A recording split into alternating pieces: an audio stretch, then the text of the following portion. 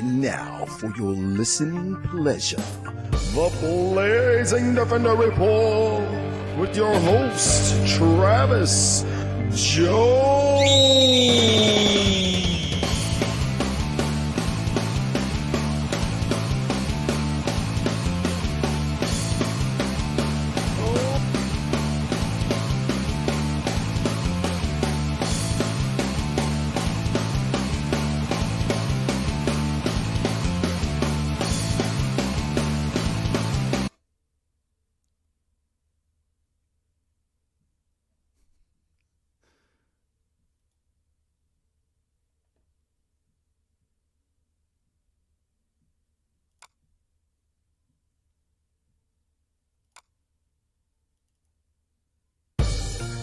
And now, for your listening pleasure, the Blazing Defender Report with your host, Travis Jones.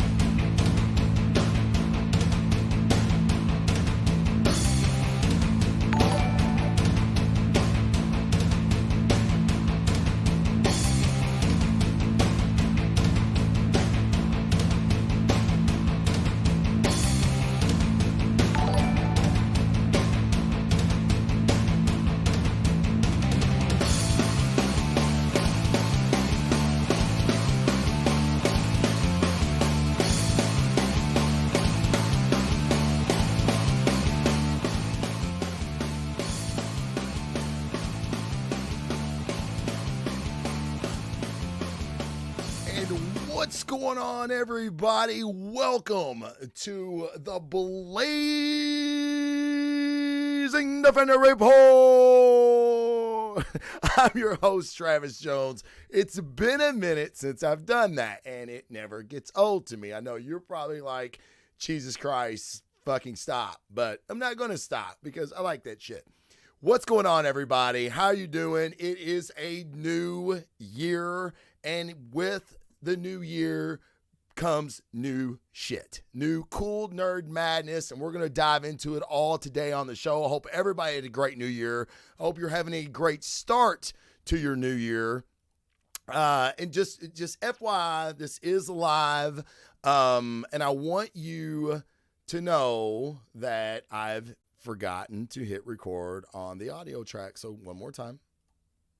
Welcome, everyone, to the Blazing Defender Report. Sorry, for people listening on iTunes and everything, I messed up the live stream. I had to go back for you guys, for my audio listeners. I had to redo the intro. Happy New Year, everybody. I hope everybody's New Year has been well. There is a lot of stuff to talk about. It's been a minute since I've been on, so I want to thank everyone. I'm going to make sure I'm sounding all right. Look, dude, this is my first podcast of all time, okay? Don't let 108 fool you. Don't let 108 fool you. Oh, yeah, man. Dude, I've kind of have a sexy radio voice. No. What's up, Debo? What's up, LMC for life? Want to welcome everybody into the chat.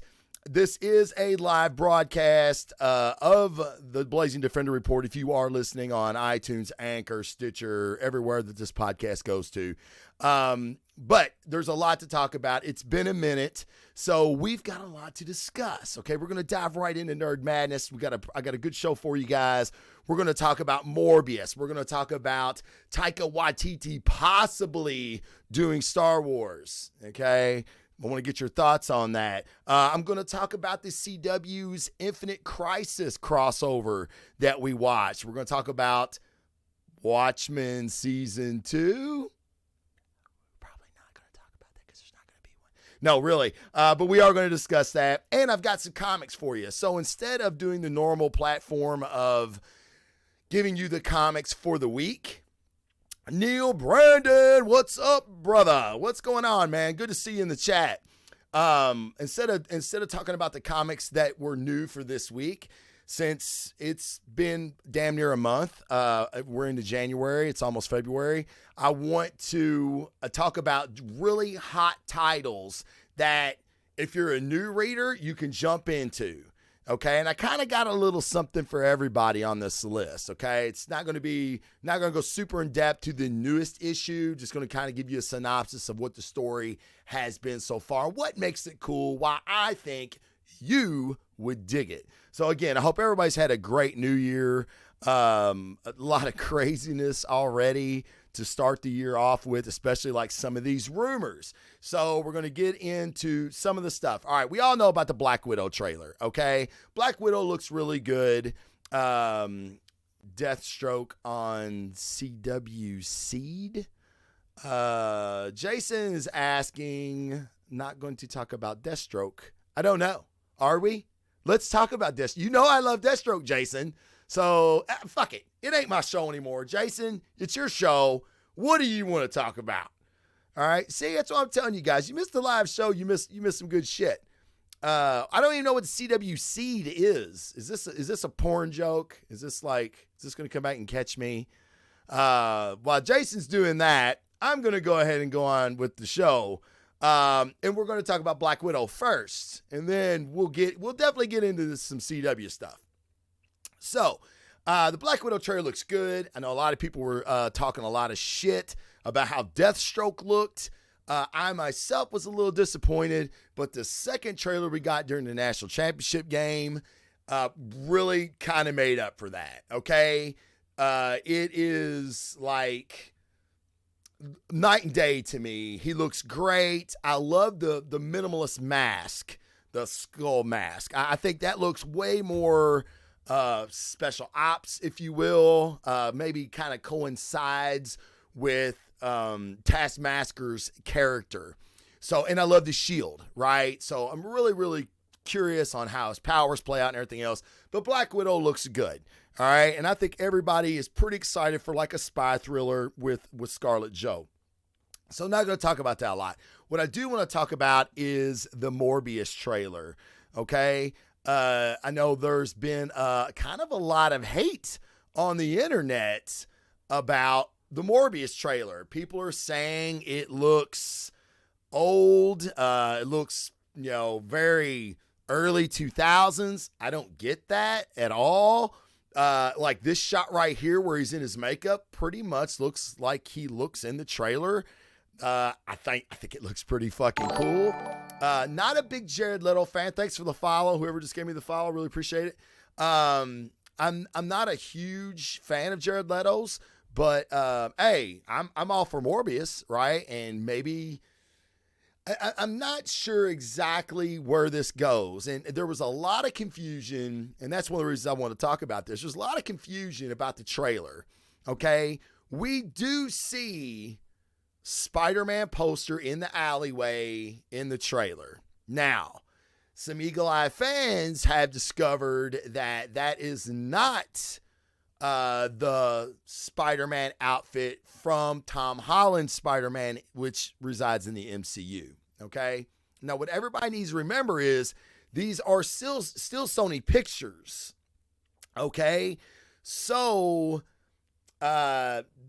there is a connectability, I guess is the word I'm looking for, but that is a Sam Raimi Spider-Man costume from the Tobey Maguire movie series, okay? So I think it was a fuck up. If I have to venture a guess, I'd say it's a fuck up. I would say somebody, oh yeah, put a Spider-Man shot right here, put this poster in this alley. No one said, oh, you know what? That's not Holland's Spider-Man. That's Maguire's Spider-Man. Should we do that? You know what I mean? Someone, I think, messed up. Now, it does say murderer across it, which would lead you to believe this is Holland's character. So is this kind of, is Morbius going to play into the MCU as we know it? Let's see. Neil Brandon says, I have a feeling that Morbius is going to go down the same path as Venom. Not great, but not horrible. Just dumb fun. Man, I'm cool with that. I was very confused after watching Venom. Like, I liked it, but I really couldn't tell you why I liked it. I'm a big Ed Hardy fan, huge Ed Hardy fan. Not as big a Venom fan as a lot of you guys, but I've really liked it. It was odd and weird, and him and Venom and Eddie Brock's dialogue through the movie made the movie for me. I thought it was funny. It was, I don't know, it just worked. It just fucking worked. So, Neil, you may be exactly right. Jason, and for people listening, Jason did clarify his Deathstroke comment earlier, and I'm very, very, very excited to talk about that because I didn't know that. So, hey, y'all teach me things. Great. And Jason also said about the Taskmaster, people complain about Taskmaster do not understand how costumes show up on film and them doing cosplay on the weekend. Very, very, very true. I wish Rhino was in the chat because Rhino with his Orcs cosplay group, which is a massive group on Facebook. Check it out. It's Orcs, Ohio River cosplayers, and they do a lot of really, really cool shit. But you're right, Jason. A lot of things that work do not work on film, and that's what someone was saying about Morbius, that, you know, he didn't look vampire enough. That shot right there looks very fucking vampirish to me. Like, and I'm not just taking the comments of one person. These were several people that I was looking at the comments for. I'm curious. I would really like to see this be an entryway into like maybe introducing Blade, but again, it's still unclear whether this Morbius plays into our MCU or not. With the Spider-Man stuff, you would think it does. So, but it just remains to be seen. It's all speculation at this point. I for one think it looks very cool. I'm more for a hardcore horror type movie, which is going to bring us into my next topic, which is the New Mutants. So, the New Mutants is something that we've been looking for 3 years, right? I know the first trailer that they showed, I was very excited for because it looks like a fucking horror movie. And I'm like, yeah, man, give us a fucking mutant horror movie. That sounds amazing. It looked good. It looked really, really good. Then, you know, it got delayed, and then I heard massive reshoots. When you hear massive reshoots, it really kind of doesn't give you a lot of confidence, right? But I'm disagreeing with all the hate and the low expectations. You can have low expectations. Let me tell you something about low expectations. I made a career on the fire department. So then when I did do something decent, everybody thought it was amazing. Okay. So there's a good thing to say. That's a good strategy to have, is to go in with low expectations, because you'll be pleasantly surprised. A la Venom. I had very low expectations going into the movie, and I walked out pretty feeling good about it. Like, yeah, that's pretty cool. I like that. So, I'm just, the New Mutants movie, I think the second trailer knocked it out of the park. I think it looks better than the first trailer. Yeah, we've had to wait a while, but I'm good with that. I don't care. New Mutants isn't that Captain America, Iron Man, Superman, Batman property that you're like, God, I need it fucking now. It's the New Mutants. Take it or fucking leave it. If you're going to give it to me, give it to me good. You know what I'm saying? Like, you know, that's what she said. So, yeah, man, let's get the New Mutants on the screen. Let's see what it does. Very, very curious how this is going to play in. Now, I know one of the reasons it's been delayed so long is because of the acquisition of mutants going back to the MCU. Jason also says, hey, the girl playing magic is just nailing it. I totally agree. Lyanna Rasputin, the sister of Colossus, is fucking killing it. Like, she's hot. She looks badass. She looks like she's owning the role. So all about the New Mutants movie. If I'm excited about anything coming up comic book wise, it's not Wonder Woman. It's not, of course Thor 4, but that's a ways off. We're going to talk about that. It's New Mutants. I'm very, very excited about New Mutants. So, with that being said, let's go into it. Let's talk about Thor 4. So, Taika Waititi is directing. Happy Friday, everybody. This is Mike's Hard Lemonade because I'm a hardcore motherfucker. Yeah, no, I have to work tomorrow, man. So no bourbon for me tonight. I got to work tomorrow. Bourbon kicks my ass the next day. Just can't do it. So, Thor 4. Big casting news in Thor 4 is Christian Bale. We don't know what character he's playing yet. There has been rumors that it will be everybody's favorite horse-faced hero. And he's already canon. It is Beta Ray motherfucking Bill. Okay, Beta Ray Bill, for those of you that are unaware, was worthy enough to lift Mjolnir. And in doing so, aided Thor in vanquishing some bad guys. Odin, being so taken back with the noble warrior that Beta Ray was, he crafted him his own hammer, Stormbreaker, which, of course, you all have seen in the movies. But originally, that hammer was made for Beta Ray Bill, because you can't have him wield Mjolnir all the time. So Beta Ray Bill, who's been a fan favorite for fucking years, and Eagle Eye fans seen him in Ragnarok at the Game Master, or I'm sorry, Game Master. That's not right. Taskmaster. That's not right. Who is the Celestial that had the games in Ragnarok? You guys know what the fuck I'm talking about. On his tower, we had a picture of Beta Ray Bill on that tower. So, and you also seen him in the collector's gallery in Guardians. There's a lot of people speculated it was Beta Ray Bill, but James Gunn came out and said this is not Beta Ray Bill, but a Corbinite. A Corbinite is the alien race that Bill is. Now, apparently, in the comics, Bill was basically the last survivor. Way to go protecting your race, Bill. That's what you were designed for. You fucked it up. But he was still worthy enough to lift Mjolnir. So he's pretty big. Game Master. Grandmaster. Thank you, Jason. So on the Grandmaster's Tower, there was a picture of Beta Ray Bill. So he is somewhere in the MCU already. I say no. This is not going to be Christian Bale. Christian Bale's a handsome dude. They're not going to put him in hours of makeup with a prosthetic fucking horse face on Christian Bale's head. As cool as it would be if he would do it, he's not going to do that. So my guess is a little known villain named Dario Agger. Agger is the head, the CEO, the president, the owner, whatever the fuck you want to call it, of Roxxon.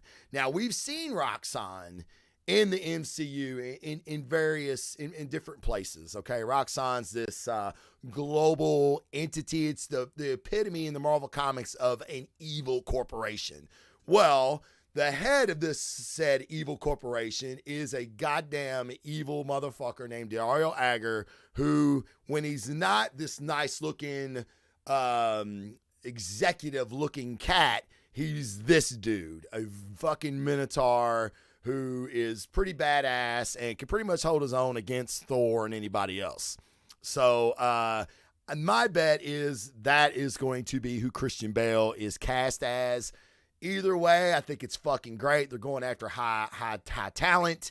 And come on, man. It's fucking Marvel, dude. It's how Marvel fucking rolls. So very, very excited because I love Bale. So I'm very, very excited that Bale is in talks for Thor 4 in any form. Now, he could be Balder the Brave, and actually, Balder the Brave was my first guess. Because I know they're going to introduce Balder, and I didn't know who else is going to play Balder the Brave. Bale can get jacked. He's shown he can do it. So he could stand on screen next to somebody like Hemsworth, I think, and hold his own pretty well as far as that goes. Okay, another guess is maybe Portman's new love interest, okay? It's very curious on what we're doing with Portman and Thor in this movie, right? Apparently she broke up with Thor, right? We found that out in Ragnarok. So why did they break up? Does she have a new beau? I feel like I don't know what part Portman's love interest would play in a movie like this. So I don't see Bale being a secondary figure. I mean, we've already got, with Portman and Helmsworth. You've already got some big names. Now you're throwing Bale in there. I don't see him getting mitigated to a secondary role, so I think he might be somebody bigger, but hey, that's as good as guess as anybody, man. Thor said it was mutual, but the chick that wanted a selfie said, "Oh, sorry, Jane dumped you." So, Thor's like, the dude that gets dumped always says it's mutual. Like, whoa. Because if he dumped her, he'd be like, no, that's not right. I broke up with her. No. I broke up with that bitch. No, don't let that bitch be talking shit, yo. I broke up with her. No, the dude that says it's mutual, you're the one that got dumped. Trust me. It's been mutual for me a couple times. So, Bale being in Thor 4, I think is really fucking cool. Now, to segue from Taika Waititi's Thor 4, let's talk about something that dropped this week that's got everybody fucking like, ugh. Taika Waititi is rumored now, this is nothing confirmed, rumored to be looking at a Star Wars movie or something. We don't know yet. He's going to have a project, apparently. He's killed it in The Mandalorian. He's done such a great job on The Mandalorian. It just makes sense to give him his own project. Now, we also know, now this is how my brain works, Kevin Feige is going to helm a Star Wars something. I don't see Kevin doing a TV series. I don't see Taika doing a TV series. I see this being full-blown Star Wars movie.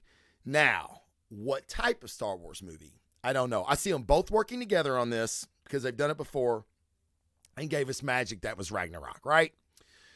So, what could it possibly be? Now, before Solo was a huge flop, the other Solo, quotation marks for people not watching the video, the other Solo project was going to be Boba Fett, okay? And we still don't know who was jingle-jangling in The Mandalorian. So I still think there's a universe out there where Boba Fett is, okay? I mean, he's obviously alive. He survived the Sarlacc pit. That's been in Legends canon for a while, but I believe they're going to bring him back. That could be Taika Waititi and Kevin Feige could be the hype train that they need to get a Boba Fett movie off the ground and give it a lot of motherfucker before it even starts production, right? I mean, we're all going to be super pumped. It's Boba, but you've got two fucking all-stars running it. So that would be really, really cool. Give me your guesses, guys. If you have another guess, do you think maybe he's doing another TV series? I think he's teaming up with Feige, and I think it's going to be something pretty major. Now, is he going to be doing the new trilogy? From everything that I researched just for this topic today, it still looks like Rian Johnson. Even saying his name, I get like this. I don't know. Like if you ate shit, I've never eaten shit. Don't want to eat shit. Like literally, don't want to eat shit. But if you literally ate shit, you would get this like. I bet you would get this like shit like aftertaste like right in here somewhere that you just. If you burp, you're going to taste it for like 2 years, that kind of shit. When I say Rian Johnson's name, that's what I actually get. Okay. Everything that I've read, he is still writing, directing the new trilogy that we're going to get from the Star Wars U. Skywalker free. Okay, Skywalker free. That's our diet. Is Skywalker free, Solo free, Palpatine free, new characters in the land of the galaxy far away. Okay, maybe that's not true. DB and Weiss from Game of Thrones fame, they were obviously shut down when Feige came in. They say it was their Netflix deal. Some people speculate, when Feige said he came aboard, the ship's too big, you guys got to jump.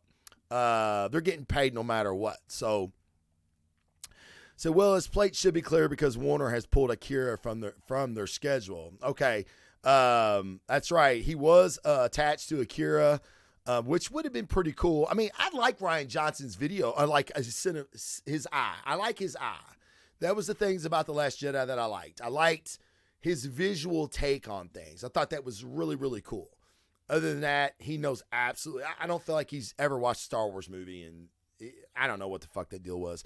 There's a lot of bad that went in there. I'm not going to say I'll never watch. I'm sorry. That's what I meant. Not Ryan Johnson. Taika was pulled, or Taika was attached to Akira, which that would have been really, really cool too. Don't get me wrong. He's got that humor though. You know, Taika always brings his sense of humor to these movies.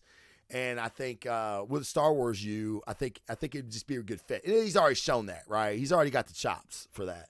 And it's going to be a lot bigger money maker than Akira. So probably a good move on his part, or Warner Brothers' part for that matter. And just to let you guys know that there's another series coming, and it's that Cassian Andor, which was the spy from Rogue One. That is going to be a Disney Plus series, and basically all they're saying about it is it's going to be a rousing spy thriller. So that sounds pretty cool. I'm all about spy shit and espionage, especially in the Star Wars universe. I don't know who's attached to that or anything, but Alan Tudyk is coming back as K2SO, which is the droid from Rogue One that everybody really, really liked. So obviously it's going to be a prequel because everybody fucking died in Rogue One. Spoiler alert, everybody dies. So Jason says Dr. Aphra series or bust. That would be really, really cool. Dr. Aphra, for those of you that don't know, she is a comic book character in the Star Wars universe. All that is canon, by the way. And she's basically Tomb Raider. And she's actually kind of like the only person in the universe that has partnered with Vader and kind of screwed Vader over and still lived to tell about it. She's super smart, super cunning, no fear. Yeah, that would be really cool. I think fans would really love that. And if you want diversity and shit, there you go. There's a heroine that a lot of people can get behind because she's just fucking cool. Very, very Lara Croft, Tomb Raider-ish. Okay, so I'm going to get to my Crisis review. Okay, so for those of you that have not watched Crisis on Infinite Earths, do not watch this. Okay, just like you can still watch me, but mute it. That's going to be really, really gay for you. But it'd be great for me because I keep a viewer. So, Crisis on Infinite Earths by the CW.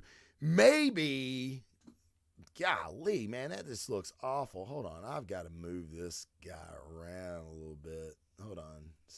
Sorry, guys. Yeah, this is, I'm very anal about these images, and when they don't cooperate, it really pees me off, bro. Okay, I fixed it, I think. It looks a little better. Still gay. All right, anyway. So, Crisis on Infinite Earths, maybe the most ambitious of all time crossover events, especially for TV. And dare I say, even though Infinity War and Endgame had all these fucking heroes, the time frame, I mean, they brought Birds of Prey.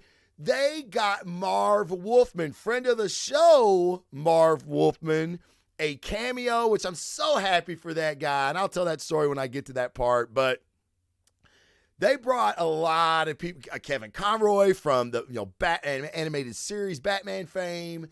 They brought, Tom Welling back, which we were all like, yeah. And then we were like, what the fuck? So I'm going to get to all that. I'm getting caught up in the moment. And so let me just say, so for my overall review, I've got a lot more bad things to say about Crisis than I do good things. They really tried, man. And I love it. The fan service, absolutely fucking 100% love. The story, Jesus Christ. Did Ryan Johnson write this story? I think he did. I think Ryan Johnson wrote the story. It's awful. It's fucking awful. But we're going to get to that. Okay. Some of the best parts to me. Okay. I got them on my napkin here because that's how I wrote them as I watched this show. All right. The Spectre. Okay. Bringing the Spectre in and making Oliver Queen the Spectre. That was very out of left field. Didn't see that shit coming.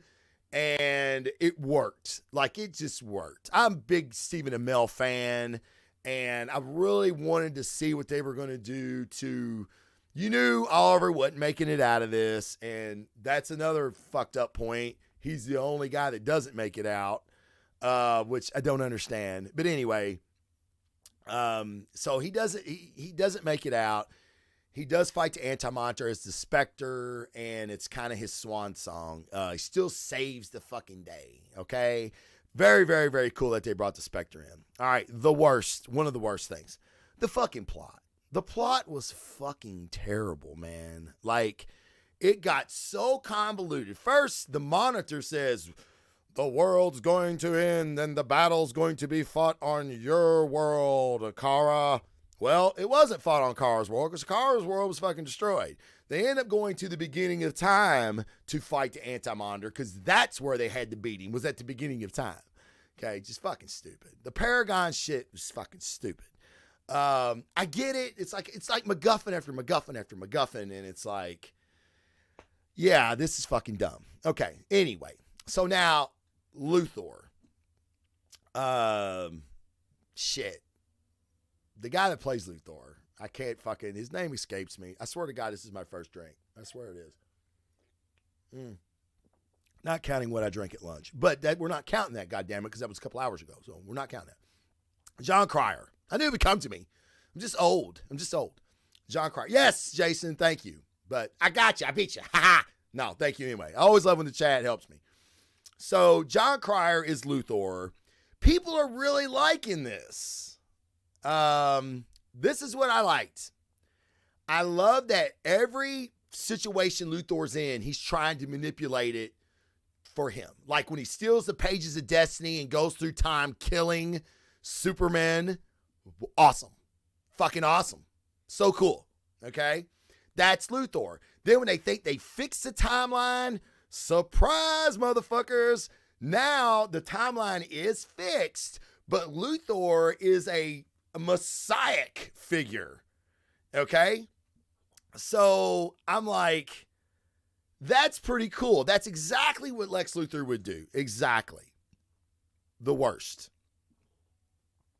Jon Cryer as Lex Luthor. Couldn't buy it, man. Loved what they were doing with him.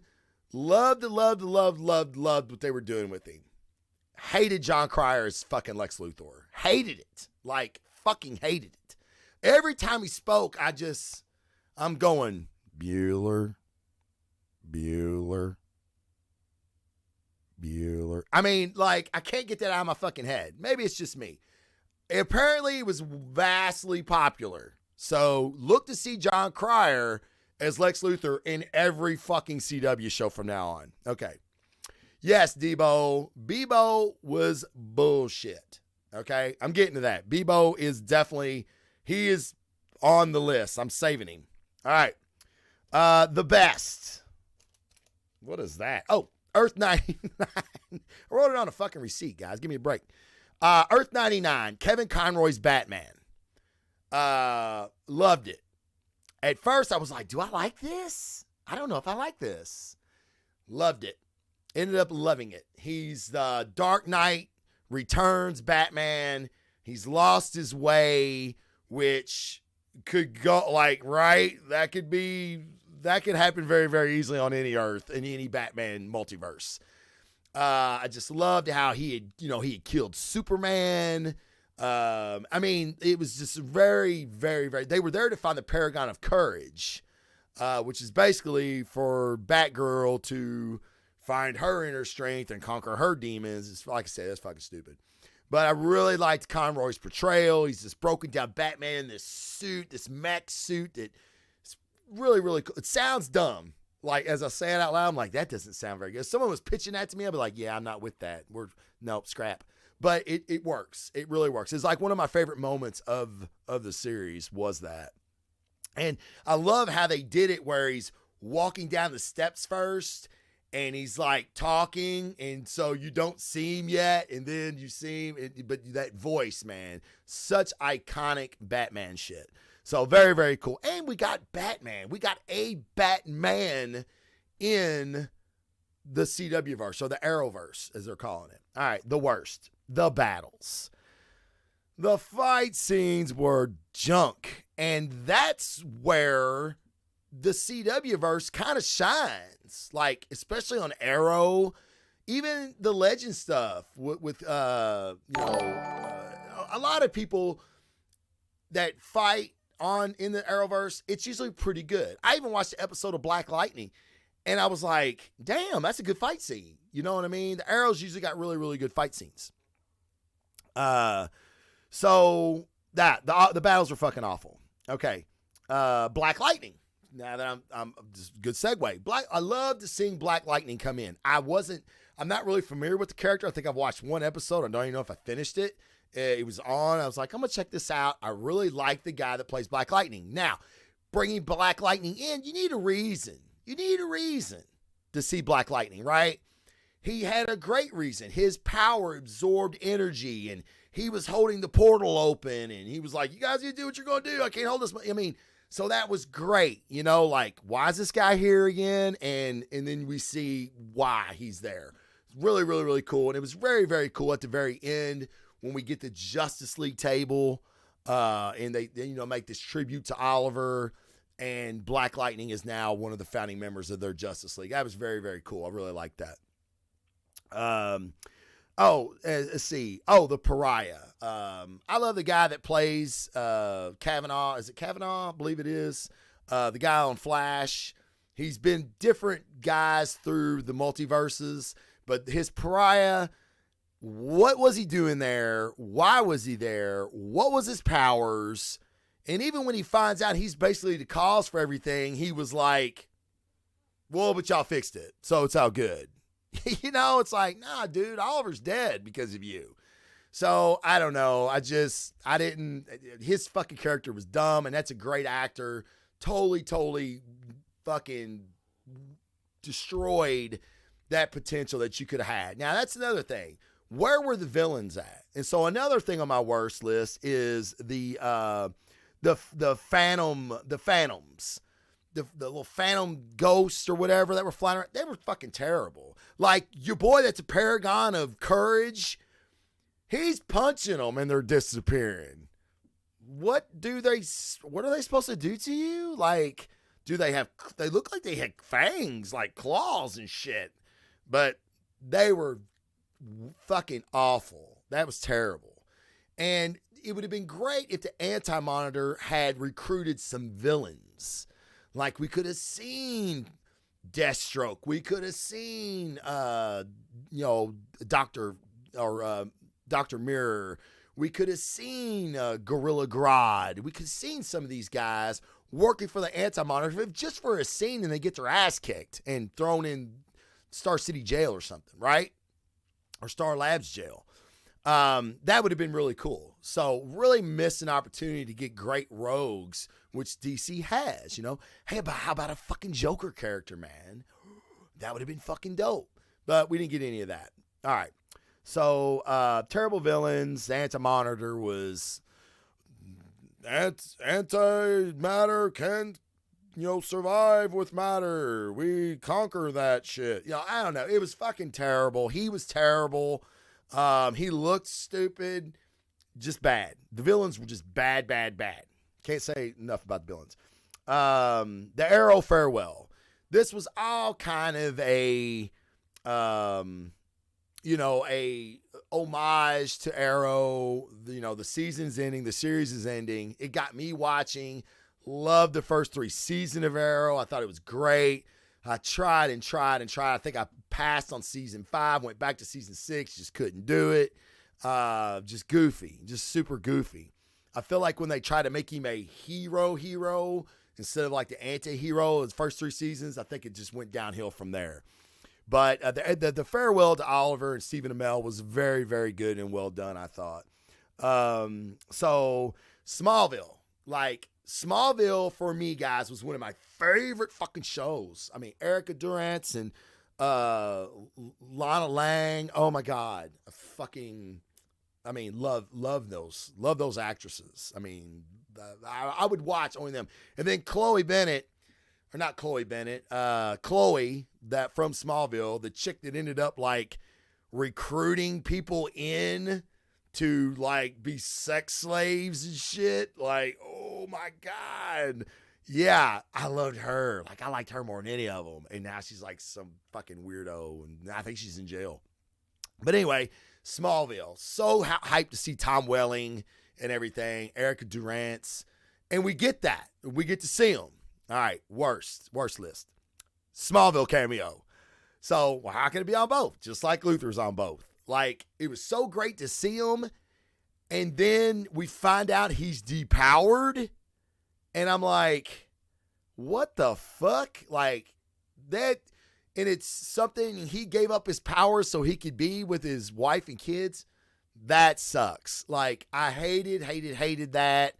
Why even bring this dude back? Everybody wanted to see Welling in a fucking suit and fly. That was all we ever wanted in Smallville. We never got it. I get it. Miles Miller and Stephen D. Knight and him, they didn't want that. They didn't want that for that show. It wasn't that kind of show. So they struck true to their vision. We still wanted to see it as fans. Hey, maybe we get it now, years later, 10 years later. No. So that really was a fucking bum out for me. But like the Birds of Prey cameo, even like I said, even for a second, and the Marv Wolfman. So the Marv Wolfman story. Marv Wolfman, for you guys that don't know, he wrote Crisis on Infinite Earths with George Perez. Okay, George Perez. Yes, and just to back up just a little bit. Yes, Jason says Tom Welling hated the role, so this was the only way he'd agree. That's true. And the story is when they went to him, he was not interested. So they finally pitched to him how the scene was going to go. And they said he loved it. Like, yes, that's what I want to do. That's the shit. And I'm like, damn, dude, you weren't known for anything other than this fucking role. And you hated it? Who hates being fucking Superman? Like, it makes me not even like Tom Welling anymore, honestly. I'm like, dude, I loved you, man. And you're fucking just shitting on the only thing you ever did that was worth a shit. He's been in other things. It wasn't good. He nailed that part. I don't know. I was very upset when I heard about that too. But yes, you're right. That is the only way they got him to do it was so he could be a fucking depowered dork and basically, do nothing. So back to Marv Wolfman. So I met Marv Wolfman a couple years ago now at Lexington Comic-Con. Fantastic dude, man. Fantastic dude. I don't even think a lot of people knew who the fuck he was, which is sad because people are walking by his booth and I stayed and hung out with him, man. We talked Deathstroke and Teen Titans, and they had brought him in as an advisor for the Teen Titans, or not the Teen Titans, the Titans show on DC Streaming. So we were talking about that. He was such a nice dude. But George Perez, later that year, had decided to retire from comics, whatever that means. I didn't know they had a retirement, but that's cool. So he's retiring. George Perez is getting a lot of fanfare. So they asked Marv Wolfman to be there at his dinner. Okay. His farewell dinner. A lot of comic creators and people that, George Perez had worked through the years. And Marv was like, for sure, they wanted me to speak. Like, me and George worked together for years. And they didn't. They didn't want him to speak. They just wanted him to be there. And he was very, very hurt. You could tell he felt like he was a creator that wasn't getting his just due. And on another note, with Crisis on Infinite Worlds, he thought that they were writing a story that was basically condensing the DCU. And he thought everybody would remember that, but not the story that went with it. So he was very, very humbled that they did and that people love it like they do. And I'm so glad Berlanti and these guys, Jeff Johns, gave him an opportunity to be on an episode. That just warmed my heart. That was probably my favorite cameo of all of them. It was kind of a Stan Lee-ish type cameo, and it went to Marv. And it didn't go to George Perez. It went to fucking Marv because he created the story. So I was very, very, very hyped to see that. But other than that, guys, I thought it sucked. I don't know. The things that I was hyped about were very much a letdown. And then some things I didn't expect, which I think were on my list, excited me a lot. So there was a lot of, yeah, oh, fuck, oh, my God. And then there was a lot of this. Hitting pause, see how much more I got to watch. And Bebo. What that last episode 5, I think, the Legends episode, Bebo, what the fuck is that? I don't watch Legends, and the seasons that I did watch of it, I never seen Bebo. That was fucking beyond stupid. It made no sense. It's like it went kitty, like in 0 to 60. And I just, I skimmed through it, and I didn't even finish the episode. And then I seen online where they had the, the memorial to Oliver and the Justice League assembling. And I'm like, all right. So I fast forwarded basically to that because just couldn't watch it anymore. Yeah, Legends isn't good to me. I'm not a fan of it. It just gets too wacky, too quick, with no setup. So yeah, not a fan. But I do appreciate what they did. And again, I loved the fan service. Thought that was great. And I would like to see it done again, maybe with a little more money and just a little bit more edge. CW is just so kiddie to me. I don't know. I'm just not a fan. All right. So, but I do appreciate it. Really, really do. All right. So comic books, man. Let's get to it, man. Let's get to it. So I've got some comics here, guys, and these are books that, a lot of them started this year, maybe in late December. And I think one of these is wrapped up, but the other ones are still ongoing. So you can jump on board. And my first one I had to put on this list because I'm going to catch a lot of shit for it. And I love it. I love it when I catch shit for it. I'm not a fan of this new Star Wars shit. You guys know that. The new trilogy. Did you ever think the prequels would be better than something? And yes, the prequels are better than these movies. So, Debo, I got to back up. Debo, thank you. Thank you so much. Yes. Besides the Marv Wolfman cameo, I've totally fucking missed this one. I didn't even write it down because I didn't figure I had to, but I'm stupid, so I should write everything down. The Flash cameo with Ezra Miller from the movies.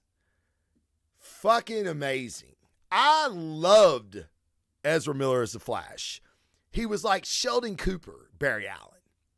And that's when I think of Barry Allen from the comic books, that's what I get. I get more Barry Allen, more Ezra Miller Barry Allen than I do Gustafson's Barry Allen. He's too cool. He's too, I don't know, like I'm a fucking hero when he's Barry Allen. I like Ezra Miller's Flash a fucking ton. And that, to me, that moment where, he thinks he's a cosplayer and how did this happen? And then he's like, I told Victor this could happen. Now we've got Cyborg into the Arrowverse now too, with him saying his name. I was blown the fuck away by that. Had that ever happened? Did we ever get a Marvel hero movie star on the Shield show? I don't think so. I mean, like that's a first, guys. That's a fucking first. So cool. Loved it. Watched it, rewound it, watched it a couple times. I loved it so much. And we do have a Flash movie with Ezra Miller coming up. I know he wasn't popular. I know a lot of people didn't care for Ezra Miller's Flash. I did. I loved it. It was one of my favorite things of Whedon's Justice League movie. But yes, thank you, Debo, for reminding me of that. I'd be really fucking remiss if I'd forgotten to say that. But okay, so comics. So I'm putting this on a list because I'm going to catch a ton of shit, but it's cool. I'm with it. Yes. The fucking rise of Kylo Ren. The rise of Kylo Ren has been really good. I believe there are only two issues in. This is the cover of the first. We are getting the origin story behind Ben Solo. What led to him becoming Kylo Ren? What led to the Knights of Ren? It's very, very cool. Charles Soule, if you guys have not read his Vader series, you were sorely missing out. Like, if you're a Star Wars fan, you don't even have to be a comic book fan, man. Just a Star Wars fan, you need to read Charles Soule's the volume 1 or volume 2 of Darth Vader. Yes, and I agree. Debo's like, I love that cover. That cover is bad motherfucking ass.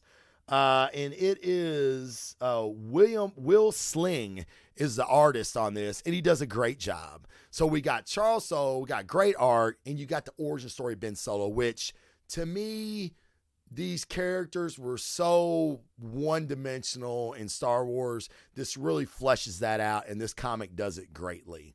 So yeah, Kylo Ren, guys, you're gonna wanna check this book out, I think. And just for you collectors, I know you guys like to collect shit like I do. These books are fetching a hefty price, especially the variant covers, which this is not the variant. This is cover A. I believe it was cover B, is going for quite a bit of cash. And I actually got one at cover price, which I was pretty fucking pumped about. So, Rise of Kylo Ren. Really, really good book, guys, for you to start out with. The next book is going to come to no shock to you motherfuckers. King Thor. Jason Aaron, Asad Rabik. It is basically Jason Aaron's swan song. He's coming off the book. He's no longer writing the book. Donny Cates is taking over for writing Thor. King Thor is basically fighting. The God Butcher has come back, and we see Thor on a level of power that you will probably never see again. Like, if anybody ever says, well, Thor's really not that powerful, man, you fucking give them this shit. You give them a copy of King Thor and just drop. It's a mic drop. It's like, motherfucker, don't ever say anything stupid like that again. I'll smack taste out of your mouth, because that's just dumb. Thor is a goddamn god. Odin damn god. He is, this book is great. Asad Rabik, or Rabik, or however the fuck you want to say it, he is one of the best, if not the best artist in the game for me. It looks like, that's his cover. Guys are jacked and ripped, and they got these visceral looks on their face when they're fighting, and his action sequences are fantastic. His space sequences are fantastic. The dude can fucking do it all. All Jason Aaron's Thor stuff is quite amazing. So, a story that you guys may not know. So I am at GalaxyCon with Donny Cates. I'm not with Donny Cates. I'm there getting shit signed by Donny Cates. So I meant to bring it so you guys could see it. It is a variant cover that Donny Cates did with the Absolute Carnage storyline. Okay, he drew a cover. It's awful. I'm pretty sure it would be better than my cover, but not a lot better, if you get my drift. So I had like this stack of books that I had him signing. So I put it last on purpose. Okay. So he's sitting up there, Donny Cates has a very high opinion of himself. He's a rock star right now. Okay. Yeah, Donny, no one knows you outside of fucking comic book world, but it's cool. That's your world, and you're a rock star in it right now. No hate. Love Donny Cates, actually. Love his work. So he's signing all of his books, and I got, God Country, and, all of his shit, his Guardians, and, Cosmic Ghost Rider #1. He's signing out shit. And I said, hey, man, just to let you know, this last book you signed is the ugliest cover that I've ever had an artist sign for me. And before he even gets halfway through my stack, he goes, you're such a dick. And we all laugh, okay? And then he goes on to tell me how, well, at least I got paid for it. So then Big Sam's behind me. And Big Sam, he's talking to him, hey, man, really excited about your new Thor run, blah, blah, blah. And I went, yeah, dog, you got some big shoes to fill. And Donny Cates, again, stops signing and goes, do you think, man, do you think I got big shoes to fill, dog? Do you think I don't wake up every night in cold sweat thinking about who I'm following? I went, oh, you ain't gonna surpass Jason Aaron's Thor, brother. You can only hope to get close. But I got faith in you, Donnie. See you later, brah. And I walked off. So later, he and I we didn't go back and forth on Twitter, but he remembered that I was the guy that he called a dick. Not many guys look like me and Sam going to comic conventions, just saying. So I knew he remembered who I was. But yeah, so Donny Cates is on Thor, and it is on my list. Love him or hate him, Donny Cates writes great stories. This is taking Thor to a whole new place that only the Thunder God could go. So I'm very, very excited. There's only been one issue out, guys, so you can jump on this immediately. It's extremely good, okay? Is it Jason Aaron good? Not yet, but it is the first issue, and he really knocked it out of the park with this first issue, as first issue should. Now, the one thing I will tell you, I cannot stand the fucking tiara. Cannot fucking stand it. Don't know who came up with that. I don't know why they thought that was a good idea. It's not a good look for fucking the God of Thunder. But the story is really, really good. And I think you guys will be surprised about how Thor ends in the issue. Like the ending is like, what the fuck just happened? So very, very, very good issue. Guys, jump on board. Donny Cates is hot as fuck right now, and this Thor issue is no surprise. Yeah, world's most okayest DM, a.k.a. Dennis the Slacker. You ain't working, dog, so what else you doing? Nah, I'm just kidding. Glad to see you, Dennis. Does Donny Cates take cosmic shits? Because everything is cosmic in his stories. Yeah, and what's great about Donny is his cosmic thread is kind of links everything together with Null, and Cates is really kind of like a student of comics, so a historian of comics, if you will. So he's taking pieces from the cosmic universe and interweaving. He's doing a great job, man. He's very Hickman-like in that aspect. Not comparing him to Hickman by no means, but he's really up and coming, and there's a reason that he's been doing so well. All right. So the next one is for all you Warren Ellis fans. And I'm not really, but this is very, very good. Okay, Raw Dog 71 says, I will have to check out that new Thor. Cates' Redneck is a favorite book of mine. Yes. Fucking Redneck is fantastic. Scalped. If you've ever, read Scalped, it's basically about an Indian undercover DEA agent. It's fucking phenomenal. It's like one of the first things I've read of Aaron's, and then someone led me to Redneck, and I was reading Redneck. But his Thor, man, there's two books that I give people. Just to preface this, two books. I give them The Dark Knight Returns by Frank Miller, and I give them Thor, the God of Thunder by Jason Aaron, and Asad Rabik. I just feel like those two books kind of epitomize everything that I love in comic books. Great art, action, violence, badassery, if that's a fucking word. But I mean, it's just, I love it. So yeah, please check that out, man. Let me know what you think about it. I think you'll dig it. So Warren Ellis and the Batman's Grave. This is a very, very, I don't want to say it's a throwback. Brian Hitch, Warren Ellis. Brian Hitch does the artwork. I really like Brian Hitch's artwork. Some people don't. I do. And the reason I do is he has really great, wide angle lens looking fight scenes. And the newest issue 4 of this is Batman taking out these guys that have been kind of enhanced. And it's Batman kind of talking shit back and kicking ass. And Warren Ellis is really giving him the gadgets. And I love that. And this is very much a detective story too. It's excellent. I wasn't, because I'm not a Warren Ellis fan, so I didn't pick it up at first. Someone was like, hey man, you're a Batman fan. You would like this. So I read it and I was like, holy shit. It's kind of giving you it's almost a breath of fresh air from Tom King's. Batman, which we won't get into right now, especially on this show because I'm already at an hour. So, and it would be 3 hours long if I talked about King's Batman. Okay. So the next book is a fucking one of my favorite books right now, guys. The Last God by Philip K. Johnson, friend of the show, Philip K. Johnson. If you haven't seen my podcast with Philip, please check it out. It's in the library on the Twitch stream. He was a great guest. He's a fantastic dude. And he's got fucking ideas, guys. This dude is blowing the fuck up.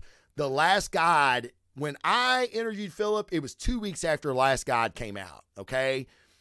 It is now in the 5th print. The Last God is becoming a fucking board game. It's like going to be like Dungeons and Dragons.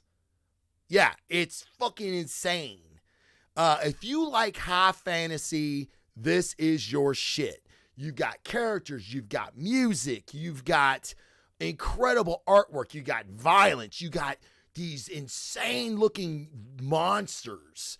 Okay, you're just gonna love it. If you like high fantasy and Game of Thrones type stuff, you're really, really, really gonna dig it. Okay, so in the chat, they're getting on me about not liking Ellis. I knew they would. It's fine. Check out Planetary by Warren Ellis. If the book doesn't turn you into a fan, nothing will. Exactly. I read Planetary. I have the first 2 trade paperbacks. It was okay. It was like, it really was. It was like, oh, this is good. This is cool. Yeah. Oh, that's pretty interesting. I like how Ellis writes. He's just not a favorite of mine.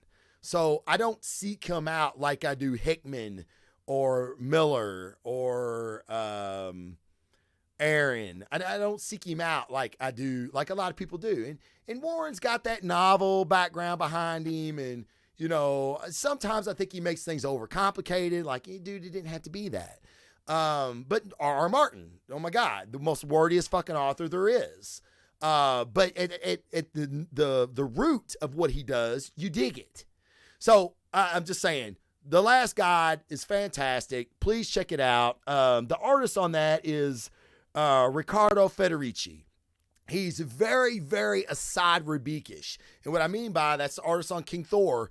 It's gorgeous. It looks painted almost. And as this cover shows, I mean, this is not just cover art, guys. This is interiors.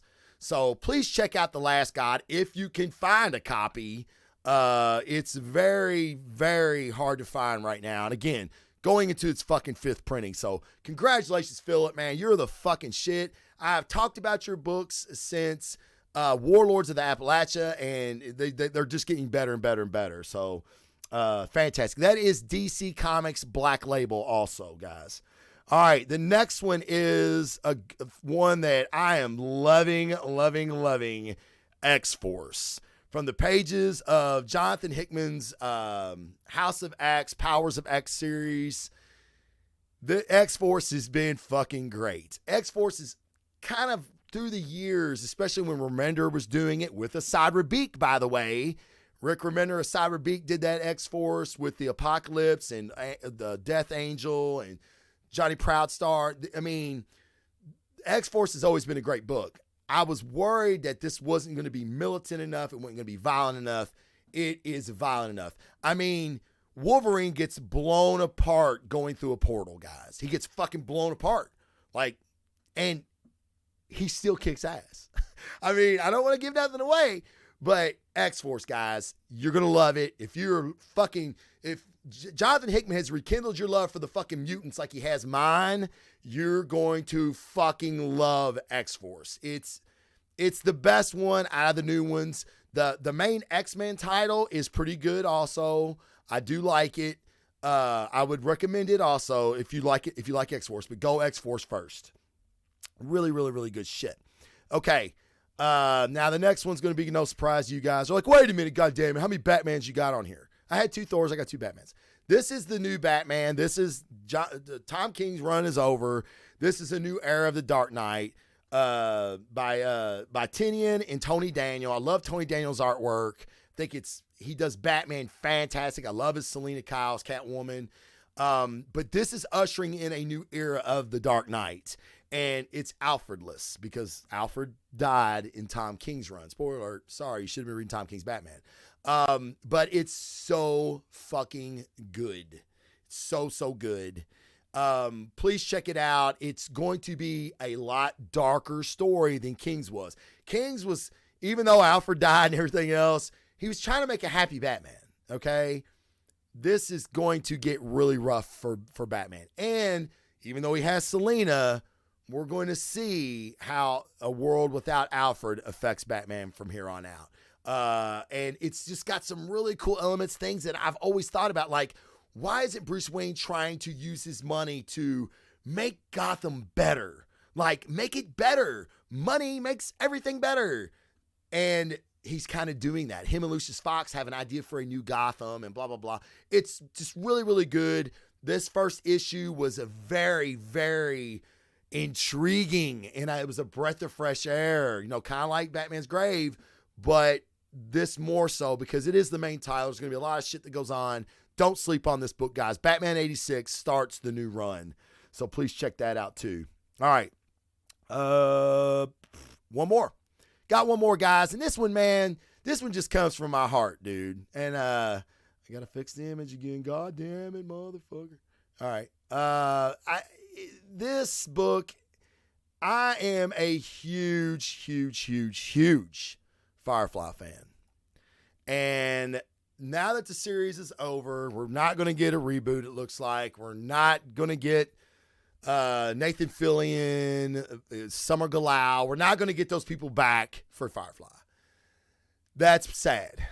The next best thing is the Firefly book. Now, it's 12 issues. This is the beginning of the new run. It's done by Greg Pak and Dan McDowell. So the art's good. They look just like the characters on the show. And Greg Pak nails Joss Whedon's sound or Joss Whedon's voice for these characters. He nails it. Like, if you just picture it as you're reading the comic, as it being on TV, and like I like to do that. Like, I like to play director, and go, okay, let's see. Oh man, that was a cool scene. How would I do that if I had like all the money in the fucking world? I can make my own fucking movie. I'm thinking about it, and it's that good. I love it. So it's 12 issues. It is over, but they are doing some one-offs. Like, they just had Ma Reynolds, which is Mal's mom. Yeah, that's the reason I got kind of tongue twisted there. You get it. But yeah, it's so good. Please check out Firefly. If you're a fan of the show, you will not be disappointed in this book. It's really, really, really good. And don't think about the movie where a bunch of people died. You still got Walsh and Jane and Mal and Anara. You still got all of them. So it's very, very cool. All right. So I want to say, Raw Dog said, man, I'm really far behind my X books. Yeah, man.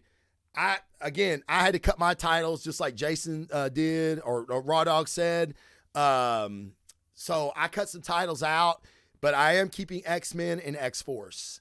I'm not reading the other ones. I feel like if anything major happens in those books, it'll cross over somehow and I'll get the gist. But I get it, man. That's the reason I kind of do this show. I want you to make a choice between your good books. Now, normally my show, I do tell you what I've read. I'm like, God damn, that sucks. If this keeps sucking, I'm dumping it. It's out of my pools. But I just wanted, since the new year and I hadn't did a show in a while, I wanted to give you guys some books to get. They made an announcement a week or so ago, the 90s live on at Marvel. What does that mean exactly, Jason? If you want to put it down in the chat. But guys, I'm going to take off. Thank you so much. Thanks guys for the chat. Thank you so much for being here. Have a happy Friday. Have a fucking safe weekend, guys.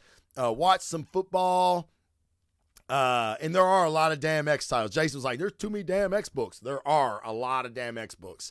Too many, right? So that's the reason I'm saying I like X-Men, I like X-Force. The other ones I have read, they just didn't grab me. So, hey man, money's too important. And I spend more than I should each week on these fucking books. So guys, again, thank you so much for being here. I always like to sign off the show by saying, don't be a dick. Just don't be a dick. I know it's hard sometimes. It's really hard for me because I just really want to tell people how fucking stupid they are sometimes, but it's nice. Being kind goes a long way. If you want respect and to be treated right, then you have to give it back yourself. Just be nice to people. Be as nice as you can and kind of pay it forward a little bit. Hold a door open. Tell somebody something nice, and maybe the next time you go to thank you fucking idiot, you reword it a little bit. And thank you, Debo, the greatest fucking hype man on any stream that I do. He has given you all my links right there. Just click on those links. Follow the Facebook page. Follow the Instagram page. Yes, Raw Dog. Not being a dick is super hard, especially for somebody who comes easy to, like me. But I'm trying, man. I'm trying. New Year's resolutions, all that shit, right? But it just makes the world a better place to live in if we all just care about each other just a little bit. Like, if everybody does it just a little bit, it becomes like a little bit. You see what I did there? Yeah. All right, guys, please follow me on Facebook. Please, if you haven't hit the bell on the Twitch stream, please do. That way you'll get a notification. I'm not going to blow your Twitch stream up, by the way. I do a show once a week. If I'm doing another show with some other guys, I might put it on here. So I'm not going to destroy your goddamn, it's fucking Blazing Fender, get off there. But I am also on Anchor, iTunes. If you're mowing your grass, you're working out, don't listen to me while you work out. Play metal or something to get you hyped. But listen to me. When you're going to work, man, throw it in, or put it on Apple Podcasts and look at Blazing Defender and check it out. Any word on when you're doing The Witcher? Ask Dennis. If Dennis is still in the chat, which he's probably already bounced off, little fucker. We are going to do a Witcher review, and I'm just waiting on him. So probably this week. I would say this coming week for sure. Be looking for the Witcher review. Follow me on the social media, guys, and I will let you know when I go live. Hit that notification, and you will be notified when I do go live. But if you want some heads up, I create events and stuff like that. I'll invite you. Hey, have a great weekend, guys, and thank you so much for the chat. Love it when you're there. Dennis says, I'm here just waiting on you to finish. All right. Okay, guys. Also, rate, yes, and follow the world's most okayest DM on his channel. He does some pretty funny shit. His cooking show on Thursday nights, Dennis, I believe, is pretty cool. Throw your shit up there, Dennis, if you want your links. He also does a podcast called Botch, which is a D&D podcast. It's really, really, really good. You guys should definitely check that out if you're into D&D. Even if you ain't into D&D and you're just into idiots getting drunk and saying stupid shit, that's a good show to watch. Just like mine, saying stupid shit. Guys, all right. Loved doing the show tonight. I really missed it. Really missed you guys. Is that fucking sad? I missed you guys. I know, right? It's fucking, goddamn it. I am drunk. I'm emotional drunk now. Thanks. Fuck all you guys. No, be nice. Thanks, guys. Have a great weekend.